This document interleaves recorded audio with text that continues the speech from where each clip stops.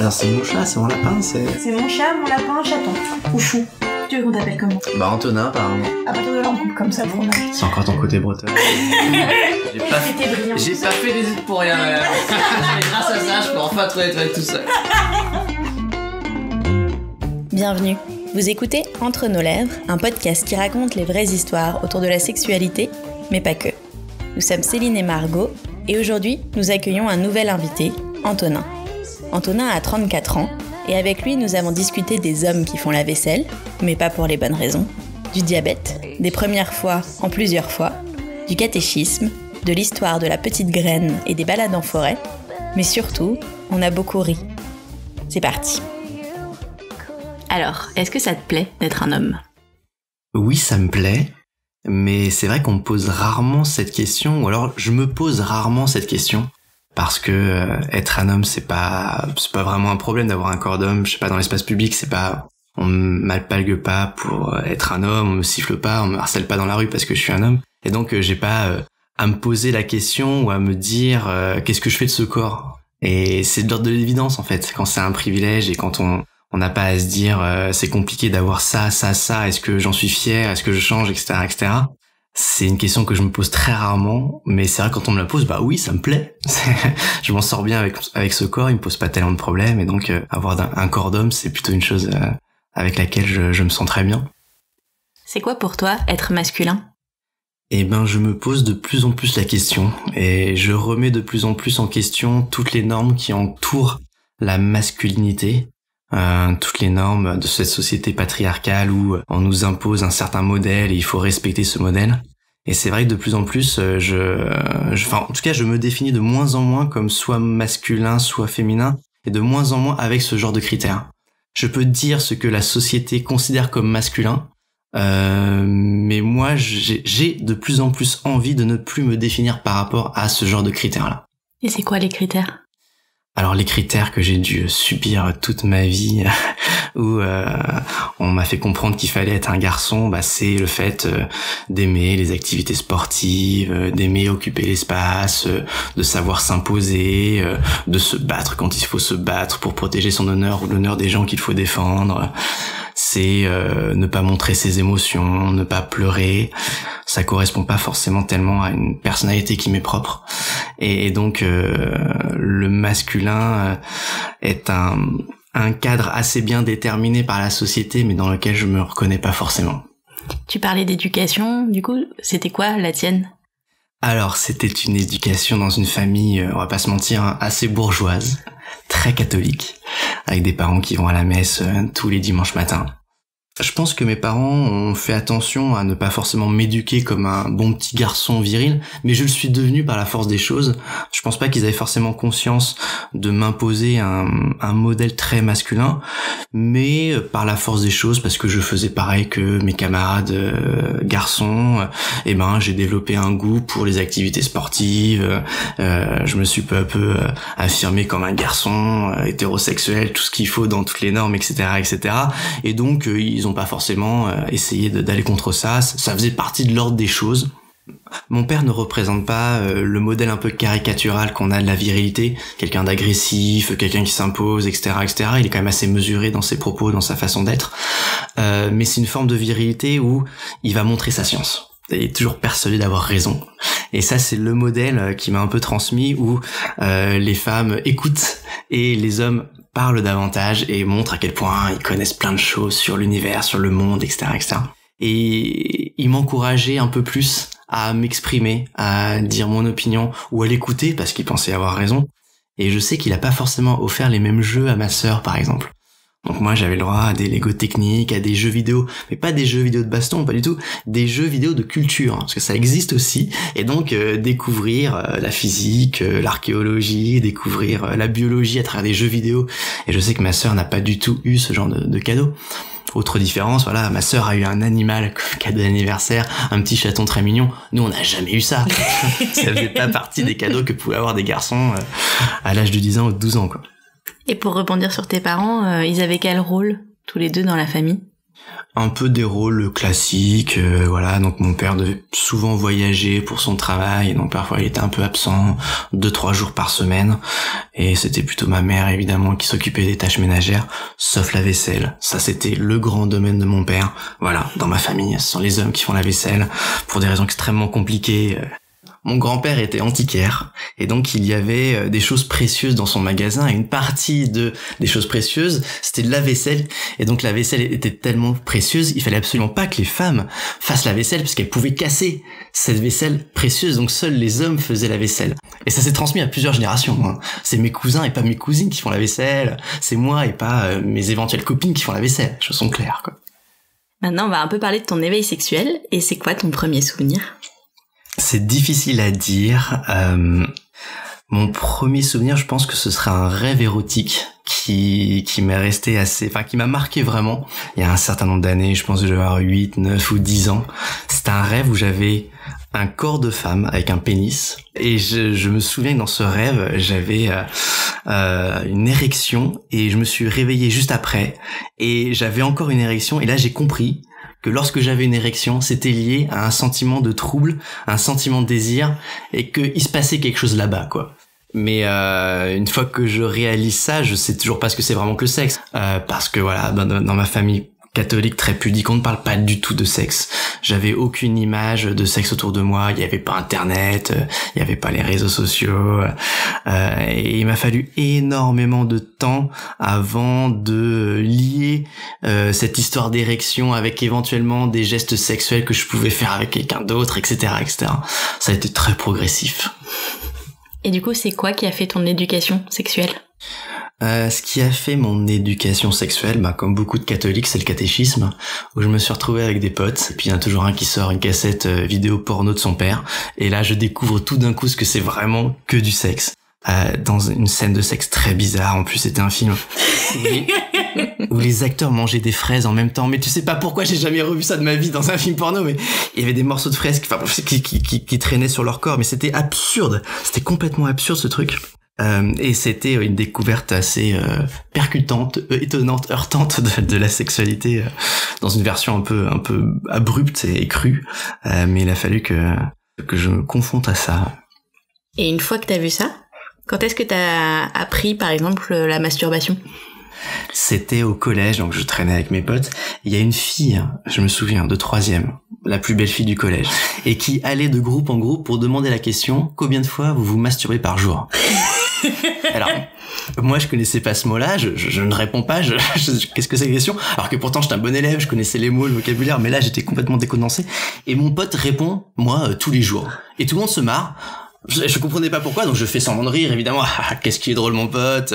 La fille rigole, donc je rigole pour montrer que je fais partie du groupe, etc., etc. Mais je dis, mais qu'est-ce que c'est que la masturbation? Et je repère ce mot, et je me rends compte que ce mot est utilisé dans certaines situations, notamment dans certaines situations où les mecs font le mouvement de la main.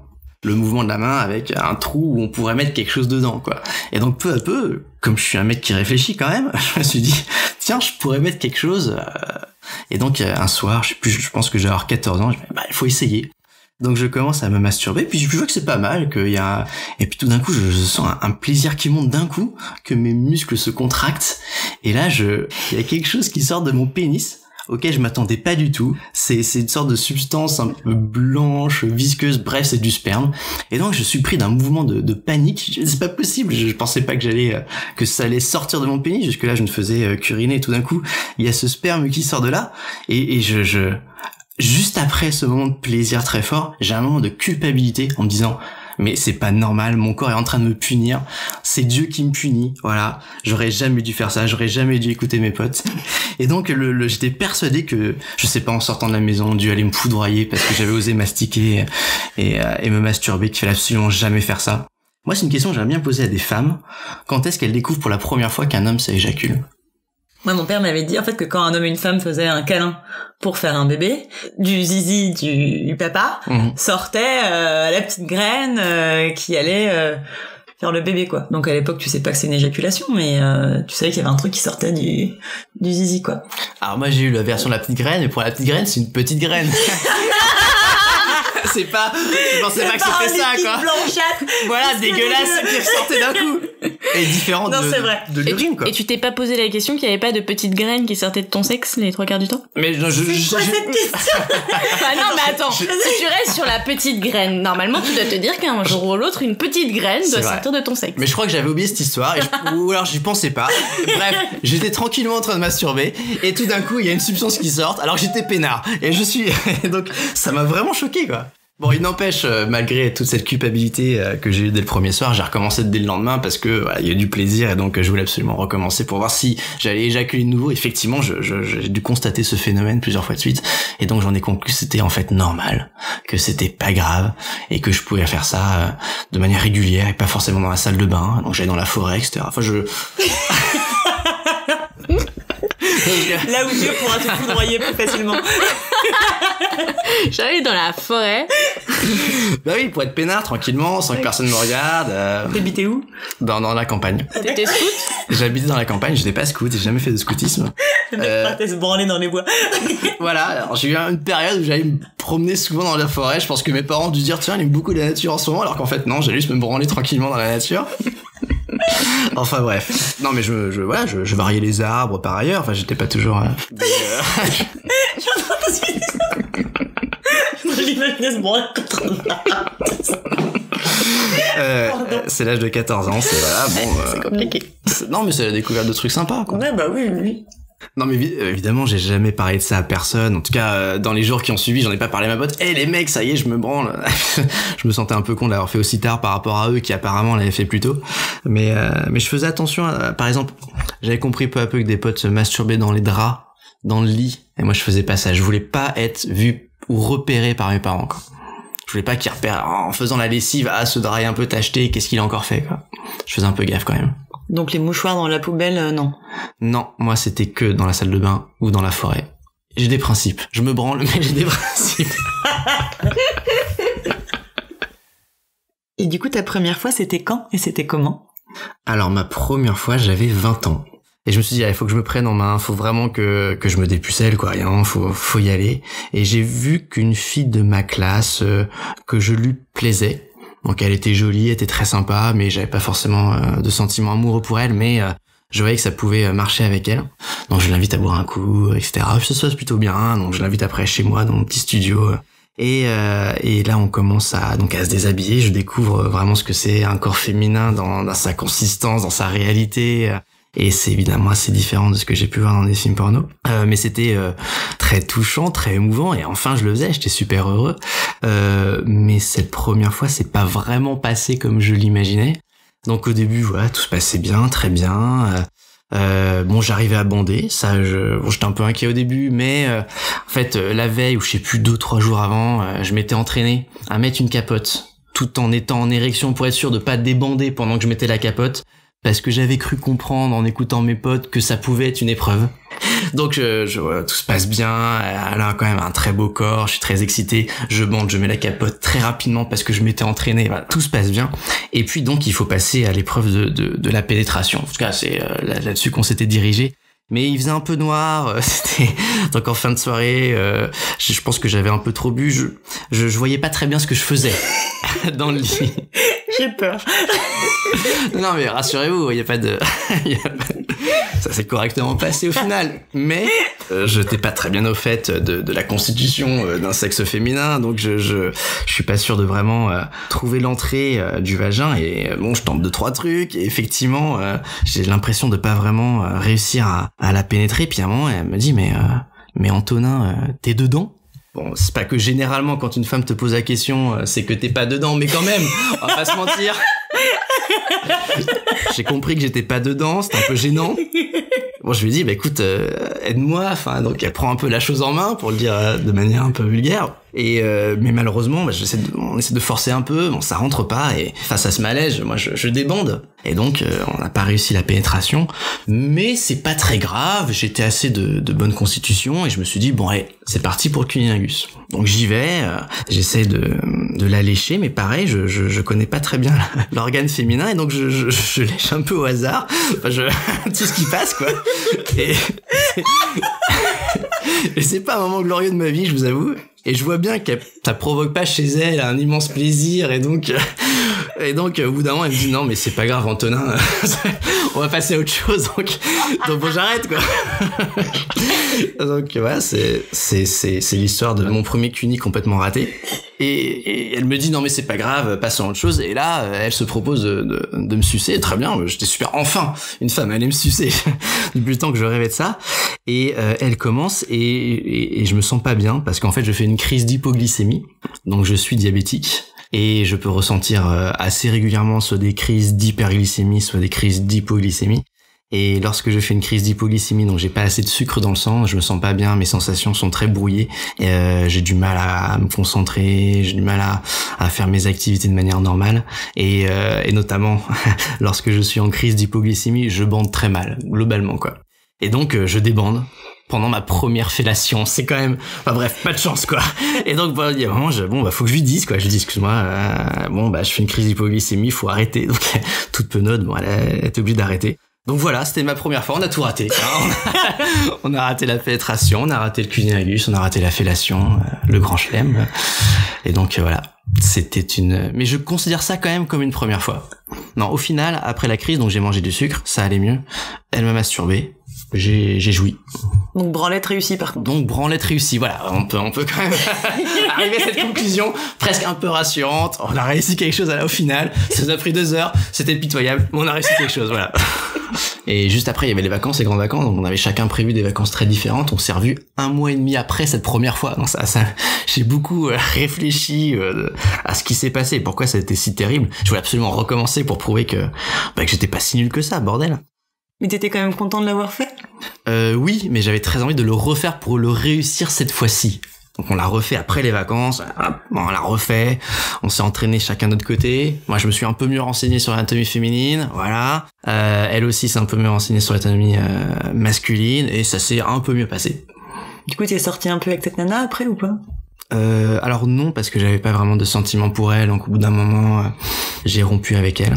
Mais je me suis mis assez rapidement avec une autre fille qui elle a eu ce geste, on va dire humanitaire. C'est là aussi j'ai tenté un cunilingus un peu rapidement.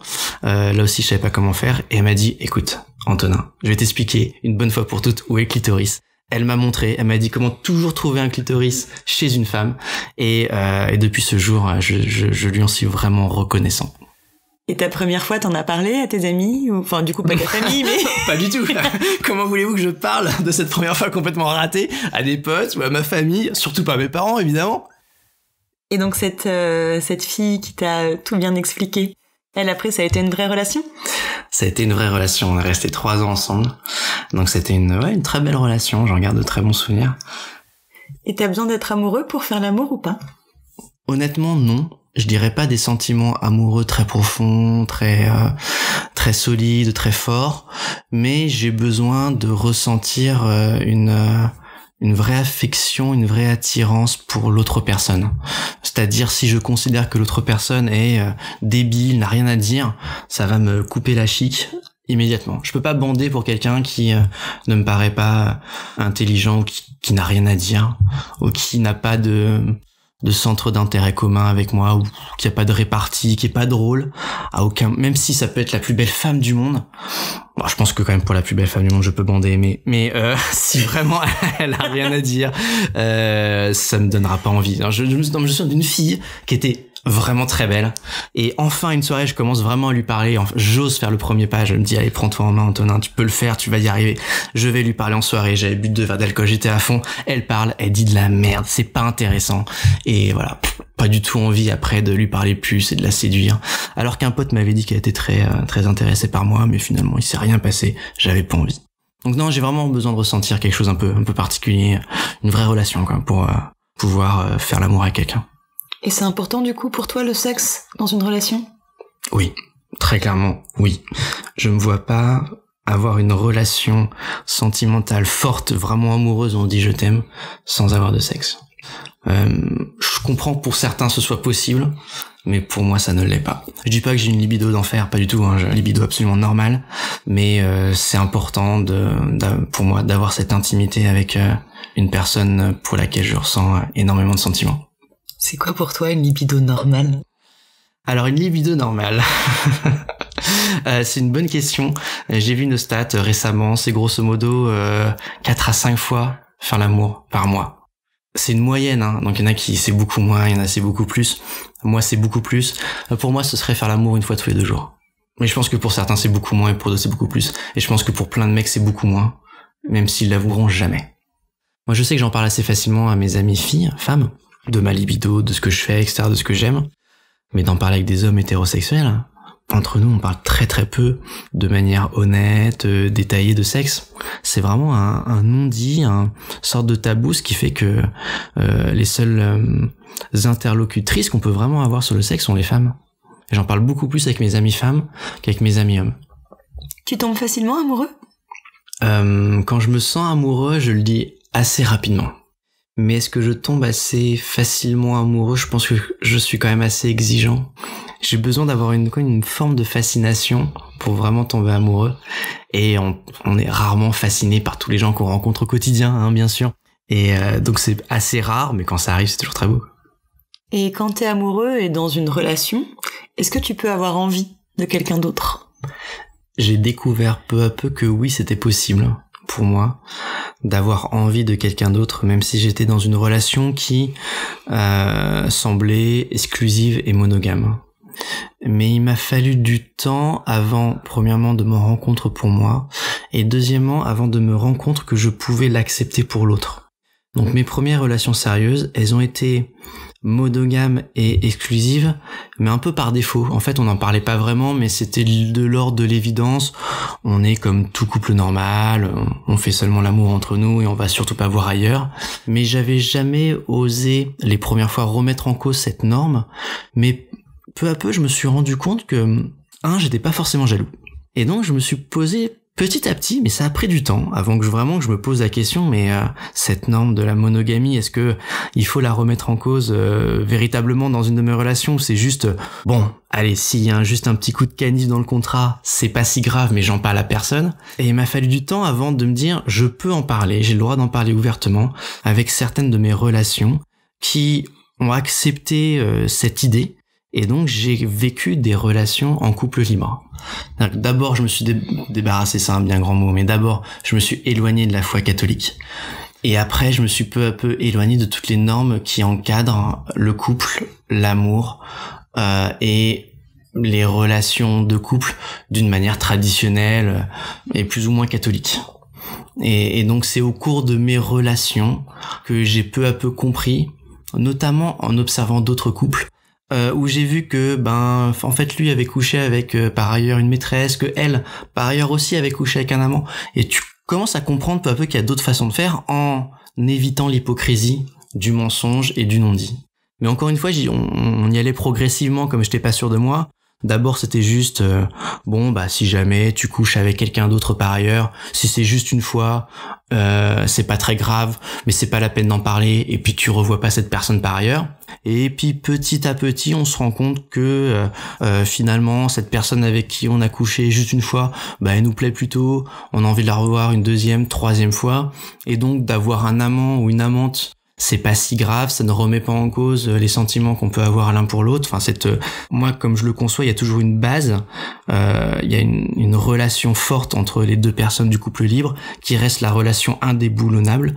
Et par ailleurs, on peut voir d'autres personnes, mais le degré d'engagement, d'affection, de sentiment n'est pas aussi élevé que la première relation de base. Ça veut dire par contre que si tu tombais amoureux d'une nouvelle personne, d'une de ces relations entre guillemets extérieures, ça remettrait par contre là en question ta relation entre guillemets principale ?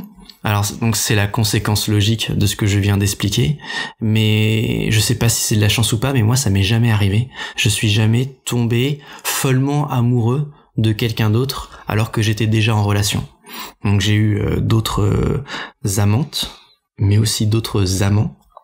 Mais ça n'a jamais remis en cause la relation sentimentale amoureuse que je pouvais avoir avec mes copines. T'as dit que t'avais des amants. T'as fait l'amour avec des hommes ? Oui, donc j'ai fait l'amour avec des hommes, mais là aussi j'ai mis du temps à comprendre que je pouvais aussi être attiré par des hommes. Donc j'ai eu une éducation très hétérosexuelle, tous mes potes étaient hétéros à part 2-3 par ailleurs dans mes études supérieures, et il m'a fallu temps pour comprendre en fait que il y a des hommes dans mon entourage que je pouvais trouver soit très beaux, ou soit qui pouvaient me toucher. Alors ça pouvait être de l'émotion simple, tiens, qu'est-ce qu'il parle bien, qu'est-ce qu'il est beau, ou soit ça pouvait être un trouble un peu plus fort, mais je savais pas très bien si c'était un trouble qui va jusqu'au désir, ou si c'était juste, tiens, qu'est-ce qu'il est beau ce mec, et si ça pouvait aller plus loin que ça ou non. Et donc, peu à peu, je me suis dit, il faut que je découvre si je peux aussi être attiré par des hommes, et en discutant avec des amis, j'ai fait ça progressivement. La première situation où je me suis retrouvé avec des hommes nus à côté de moi, c'est dans des plans A4. Et il y en a un qui m'a marqué. Donc c'était un plan A4, donc je suis sur une application où on peut rencontrer d'autres personnes pour faire des plans à plusieurs, très bien. On commence toujours par boire un coup dans un café pour se rencontrer, pour voir si ça se passe bien, si y a une bonne connexion entre nous, si les gens correspondent à leurs photos, ça c'est très important évidemment. Et là vraiment les deux femmes sont magnifiques, je me sens super chanceux. Le mec est plutôt beau par ailleurs, est très sympa, ça se passe super bien. Bon bref, on va chez le mec, ça se passe très bien. Donc on avait décidé de nos limites auparavant, lui avait dit je veux surtout pas être touché par un homme, donc très bien je le respectais. Moi j'avais rien dit, mais j'avais pas osé forcément dire que ça m'intéresserait. Et mais au cours de cette soirée, je découvre que ce mec est vraiment très très bien foutu, quoi. Mais un corps, mais pas un poil de gras, bien musclé, vraiment bien foutu. Et là j'ai compris que je pouvais vraiment être attiré par un corps masculin. Et donc par la suite, j'ai cherché à faire un plan A4 avec un autre homme bisexuel. Tout le monde pouvait s'embrasser, tout le monde pouvait se caresser, tout le monde pouvait se lécher, se sucer, se pénétrer, et c'est une forme de libération, de tout d'un coup de plus avoir ce tabou de l'homophobie, de plus avoir ce tabou où il faut faire attention à ne pas toucher le mec sinon il pourrait croire qu'on est homosexuel. Enfin il y avait plus ce tabou, enfin je pouvais faire ce que j'avais envie de faire. Ouais, c'était une très belle soirée, et j'ai compris que je pouvais, de manière très nette, désirer un corps masculin et pas seulement un corps féminin. Et ça t'a rassuré d'avoir cette première relation avec un homme dans le cadre d'un plan à plusieurs plutôt que de seul à seul? Ah, effectivement, ça faisait partie des réflexions que j'avais eues avec mon ami qui m'avait dit commence par un plan A4. C'était ça en fait, si jamais je me sentais pas particulièrement à l'aise avec cet autre homme, au moins j'avais deux femmes avec qui je pouvais faire des choses. Donc c'est vrai que ça faisait partie du plan entre guillemets, c'était pas vraiment un plan, mais c'était une façon de franchir une étape. Et par la suite, t'as eu des relations amoureuses avec des hommes? Alors pas jusqu'à un sentiment amoureux fort et donc dans une relation de couple. Les premières fois où j'ai couché avec un homme, notamment la première fois où j'ai couché avec un homme en seul à seul sans être dans une configuration à plusieurs, c'était donc un pote d'une amie.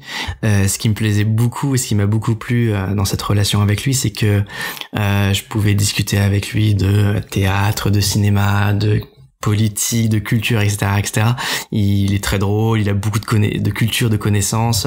C'est vraiment un homme très charmant. Et donc j'avais besoin d'avoir cette relation, cette affection pour pouvoir passer une très belle nuit avec lui. Pas seulement physique et sexuelle, mais aussi intime.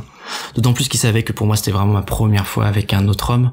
Et donc il a été très gentil, très bienveillant, très doux avec moi. Et ça a été un truc qui m'émeut encore quand j'en parle aujourd'hui. Et ces relations avec des hommes, ça fait partie des choses dont tu discutais aussi avec ta partenaire entre guillemets principale? Oui, je m'en suis ouvert avec mes partenaires avec qui je pouvais être par ailleurs. Et en fait, je l'ai fait sous autorisation. Enfin, en tout cas, elle savait exactement ce que j'allais faire, ce que je voulais faire. Et du coup, aujourd'hui, t'envisages toutes tes futures relations en relation libre? Pas forcément. Alors c'est vrai que philosophiquement, je ne crois pas vraiment à la monogamie. Je ne crois pas vraiment dans le fait de dire à quelqu'un, alors certes on peut être très amoureux de lui ou d'elle, et lui dire comme je t'aime, tu feras l'amour uniquement avec moi, et tu canaliseras uniquement ton désir vers moi pour le restant de ta vie, pour les 40 ou 50 années qu'il te reste à vivre. Et je pense que demander ça à quelqu'un, même par amour, c'est une demande totalement disproportionnée. Et je me vois pas demander ça à quelqu'un. Mais si je me retrouve dans une relation où je suis très amoureux de quelqu'un, un homme ou une femme, qui me dit je me sens très mal à l'aise avec l'idée d'être en couple libre, est-ce que tu comprends que ça me met très mal à l'aise et pourtant je suis très amoureux de toi ou très amoureuse de toi et je veux qu'on soit exclusif, monogame au moins pendant un moment. Là je peux comprendre que c'est pas facile pour certaines personnes qui n'ont pas forcément confiance en elles ou qui n'ont jamais envisagé la relation de couple libre, de tout d'un coup s'engager et de partir dans la relation libre. Non, faut y aller progressivement ou ne jamais y aller si vraiment on s'y sent pas. Je pense qu'il y a des gens monogames qui sont très heureux dans leur monogamie et je veux pas forcément forcer ces gens-là à faire autre chose que de la monogamie. Donc je peux tomber amoureux de quelqu'un qui se veut monogame mais qui est au moins ouvert à la discussion. Si quelqu'un est vraiment fermé là-dessus, ça fait quand même un petit problème pour moi, philosophiquement.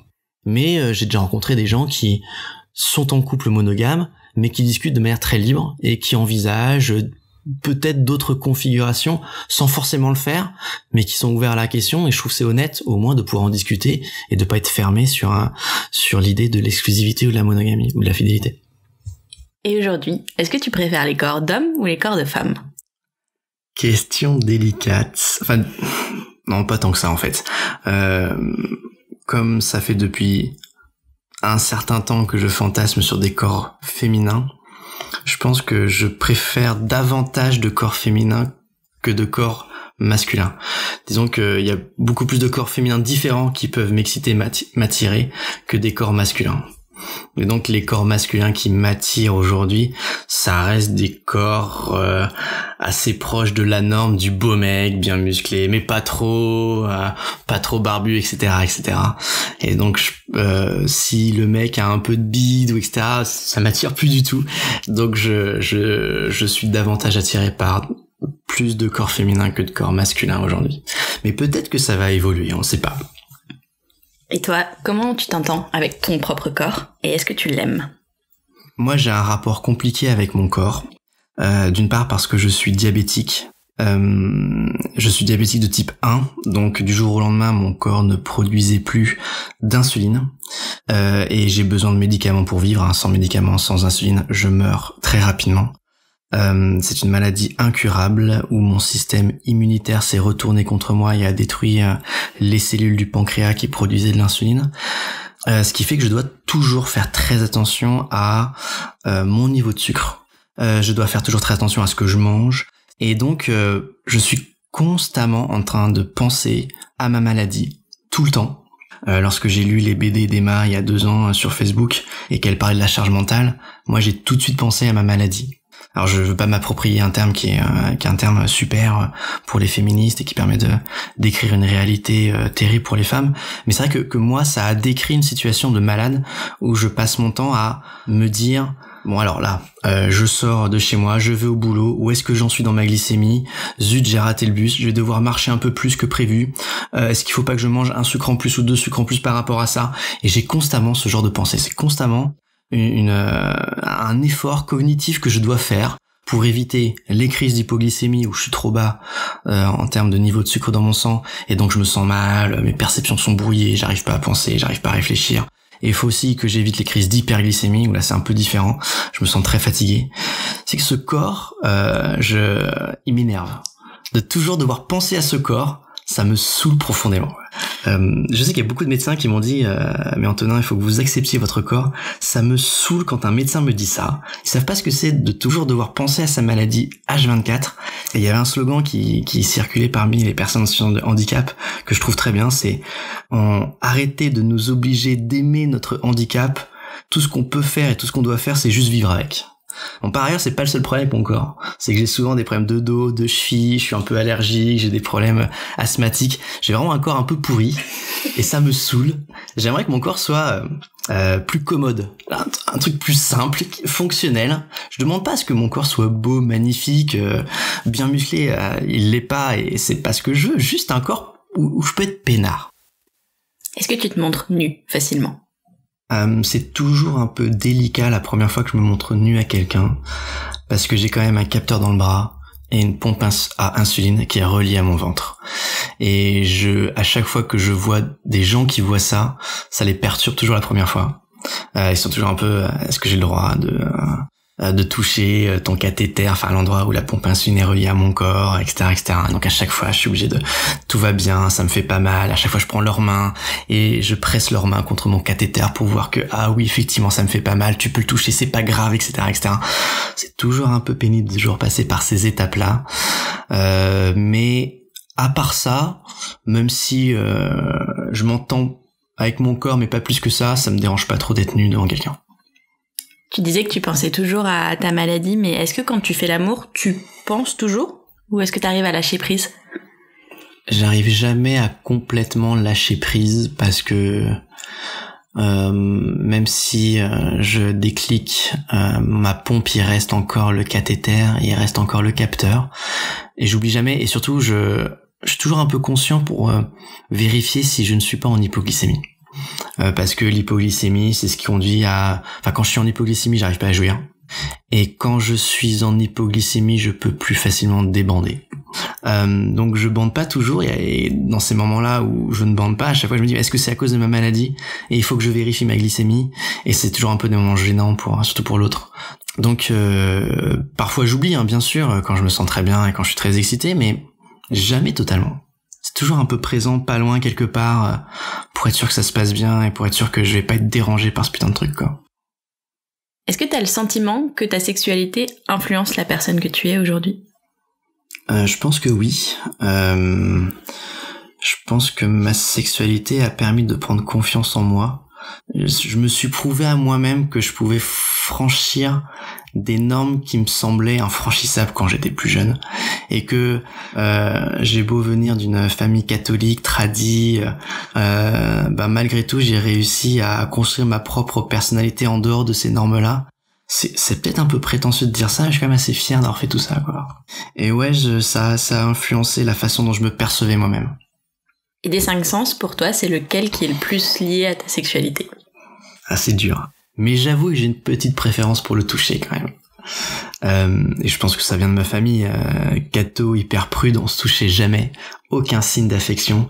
Et ce qui fait que, quand on me touche, c'est toujours quelque chose de rare et de précieux pour moi.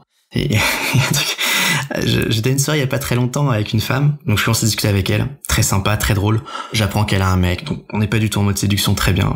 Mais il y a un moment, on est assis l'un à côté de l'autre. Je fais une blague par ailleurs, elle rigole, et en rigolant, elle met sa main sur mon genou. Et moi, ça m'émeut à chaque fois qu'on fait ça. Faut pas faire ça. Chaque fois qu'une femme fait ça, moi, je suis pas loin de bander, quoi. Faut arrêter, quoi. Faut pas mettre la main sur les genoux des gens. Arrêtez. Non, mais... Bon, bref. Toujours est-il que, oui, effectivement, moi, le toucher, c'est vraiment quelque chose qui me trouble beaucoup. Et pour reparler un peu de masturbation, est-ce que c'est quelque chose que tu pratiques souvent?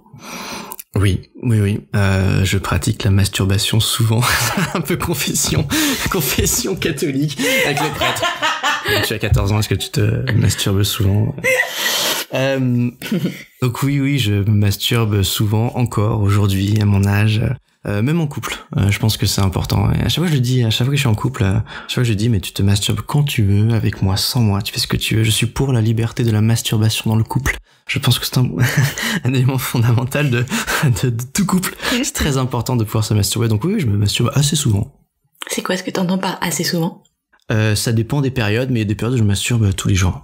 Et tu le fais avec un support visuel ou avec ton imagination? Les deux. Les deux? Oui, je peux avoir un support visuel, ça peut être bien sûr des films porno, ça peut être des images érotiques sans que ce soit porno, ça peut être tout type de porno par ailleurs, bi, homo, hétéro. Et est-ce que avant d'avoir des relations avec des hommes, tu pouvais regarder du porno avec des hommes? Alors c'est vrai que j'avais jamais regardé de porno homosexuel avant, mais j'aimais bien regarder des plans à 3. Soit 2 femmes un homme, soit 2 hommes une femme. Et j'avais commencé à regarder les configurations à 3, 2 hommes une femme, où les 2 hommes étaient bisexuels. Ce qui est très rare dans le porno, mais quand ça existe, je trouvais ça assez sympa. Ce côté, enfin, voilà, il y a pas de barrière, on est là, on s'embrasse, on se suce, on s'encule, enfin, la vie est belle, quoi. Et pourquoi c'était important pour toi de venir nous parler de tout ça?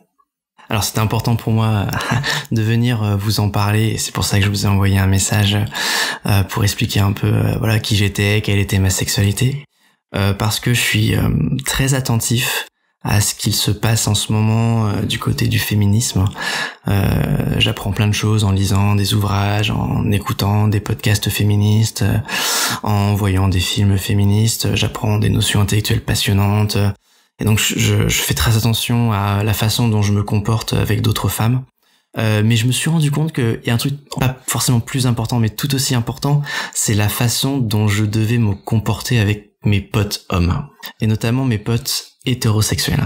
Et je pense que c'est très important pour faire avancer la cause féministe, c'est ne plus accepter une ambiance un peu viril débile, où dès qu'on aborde la question de la sexualité, on en vient toujours à des propos qui sont grivois, qui sont graveleux, où on n'aborde pas vraiment le fait de, de pas toujours être en érection, de pas toujours vouloir faire l'amour, ou de pouvoir aimer le plaisir anal. C'est marrant, c'est en discutant avec mes potes hétéros, aucun ne va avouer qu'il peut aimer un doigt dans le cul pendant une fellation, alors que c'est super bien. Mais à chaque fois que j'en parle avec mes potes femmes, elles me disent toutes, ah mais j'ai essayé avec mon mec, en fait il aime ça. Mais à aucun moment on se dit, on peut aussi se l'avouer entre nous. Et donc je pense que c'est important que des hommes viennent témoigner de manière très honnête à ce micro, parlent de leurs relations sexuelles, du fait qu'ils peuvent aussi avoir des relations avec d'autres hommes, tout en se définissant ou bisexuels ou pas. Parce que voilà, je me suis aussi rendu compte qu'il y a des hommes qui pouvaient aussi coucher avec des hommes et qui se définissaient comme 100% hétéros. Et c'est pour eux impensable d'oser avouer l'idée qu'ils puissent être un petit peu homo ou juste bisexuel. Donc moi maintenant je me définis de plus en plus comme bisexuel et j'apprends à le dire autour de moi. Et rien que ça change un peu le regard surtout de mes potes hommes. Et il faut un peu plus attention à leur vocabulaire maintenant. Je pense que c'est important que des hommes viennent témoigner. Je pense que c'est très important que des femmes viennent témoigner, ça vous fait super bien. Mais aussi que des hommes le fassent en direction des femmes, mais aussi en direction d'autres hommes pour qu'on puisse se dire entre nous, mais parlons-nous normalement. Et c'est pour ça que je voulais venir. Pas seulement pour faire mon coming out bi. C'est pas le plus important pour moi ce soir, c'est vraiment de dire une trajectoire sexuelle qui est un peu particulière. Je sais pas si elle est très particulière par ailleurs, mais de le dire honnêtement et ouvertement.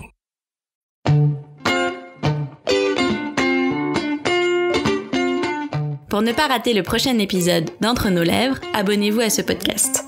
Vous pouvez également nous suivre sur Instagram, Facebook et Twitter, @entrenoslèvres, ou sur notre site internet, entrenoslèvres.fr, où nous écrivons aussi. Et n'oubliez pas de vous inscrire à notre super newsletter. Tous les 15 jours, à l'annonce du nouvel épisode, on partage avec vous 5 chouettes recommandations. Des livres, des films, des articles, tout ce qui nous a plu ou touché ces derniers temps. Promis, c'est cool. Ah oui, et puis la musique du générique a été composée par Martin de Boer. Allez, à dans 15 jours.